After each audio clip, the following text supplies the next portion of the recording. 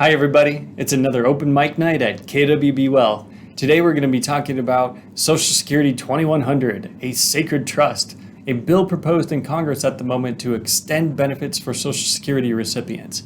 As it stands, if we don't make any changes to the Social Security system, the trust fund is slated to run out of funds in 2033 and only be able to make good on 78% of benefit payments to recipients. So this bill proposed is supposed to extend that from 2033 out to 2038. 5 years, but hey, it gives Congress more time to figure things out.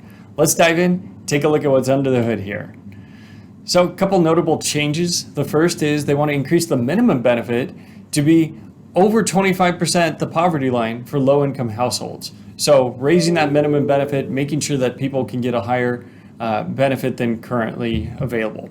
Next, they want to do a benefit boost for all recipients of Social Security benefits. They want to increase it by 2% of the median household benefit, which would be about $31 a month increase for people. So, hey, not bad. Next, it looks like they want to change how cost of living adjustments are calculated. So at the moment, they use a calculation called chained CPI, and they want to change that to CPIE. That means that they want to use a basket of products that elderly people tend to purchase because they think that it will reflect more the costs that seniors are having to deal with and the Social Security recipients. So pretty big change with cost of living adjustments. Next, a repeal of the windfall elimination and government pension offset provision. That's actually pretty huge. As it stands, people who have a public pension, call it PERS, FERS, STIRS, any of those ERS, it seems like, they get a penalty to their Social Security benefits because they have those public pensions unless they worked over 30 years in both the public and private sector and paid FICA tax. So this could be pretty big for people who are receiving public pensions. It may mean no more reduced Social Security benefits. Next, it looks like they're actually changing the thresholds at which Social Security benefits are going to become taxable. So right now for a single filer, if your combined income is under $25,000, you don't pay any taxes on Social Security benefits. This is going to increase that up to $35,000. And for a married filer, we're going from $32,000 to $50,000. So potentially a lot less people paying taxes on their Social Security benefits. Let's see what other notable changes there are. So the first is they want to reinstate the mailing of paper statements to people over the age of 25. They shut those off in an attempt to make the trust fund last a little bit longer. So, I guess enough people complained and want to see what their earnings record is.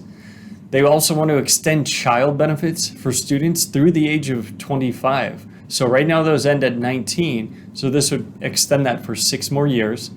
Next in the proposal, the removal of the 5-month waiting period for people who are trying to collect disability benefits. So getting funds in the hands of people who may need it a little bit sooner.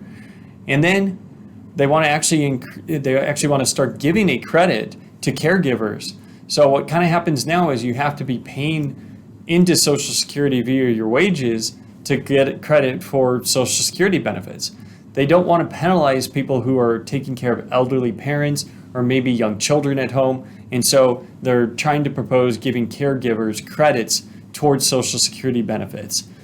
And then lastly here, notably, they want to actually combine both the standard Social Security trust fund and the disability into just one trust fund and pay out all benefits from the same pot. So I never really understood why there were 2 separate ones, but there were, so they just plan on combining them. So biggest question, we saw all these different benefits being added. How are we going to pay for it? How are we going to extend these benefits to 2038 as the proposal is trying to do? Well, it's going to be a tax. And it looks like what they're wanting to do is actually reinstate the FICA tax on people who are earning over $400,000 of income. So as it stands, if your income is between 0 and $147,000, that's the threshold for next year for 2022, you're paying FICA tax, but then after $147,000, you don't. So that would basically come back, the 6.2% would be assessed again on income exceeding $400,000. So with that additional revenue, they're hoping to be able to pay for these extra benefits and extend the trust fund out to 2038. So we'll see what ends up happening. This is still new. We just got notifications about this about a week ago.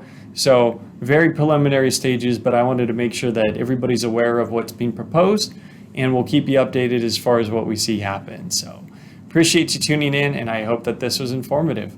Take care.